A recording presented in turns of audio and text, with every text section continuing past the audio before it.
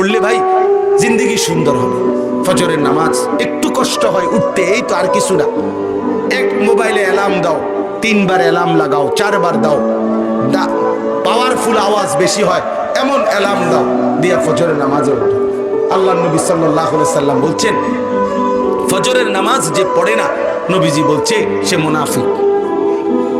হ্যাঁ, রাসূলুল্লাহ সাল্লাল্লাহু আলাইহি সাল্লাম বলছে ফজরের নামাজ যে পড়ে না সে খবিস। খবিস সে, আল্লাহর কসম, এটা রাসূলের হাদিস। নবীজি বলছে ফজরের নামাজ যে পড়ে না সে, তার 2 কানে শয়তান পেশাব করে দেয়। আল্লাহ নবী সাল্লাল্লাহু আলাইহি সাল্লাম বলছে যে ফজরের নামাজ পড়ে না সে যখন ঘুম থেকে উঠে বের হয় তখন শয়তানের পতাকা নিয়ে বের হয়। শয়তানের, এই ইবলিসের দোসর, ইবলিসের বন্ধু হিসেবে বের হয়, শয়তানের পতাকা নিয়ে বের হয়। আল্লাহ নবী সাল্লাল্লাহু আলাইহি সাল্লাম বলছে যে ফজরের নামাজ পড়ে না তার উপরে সারা রাত আল্লাহর জমিনে যত ফেরেশতা পাহারা দেয়, মানুষের খেদমত করে,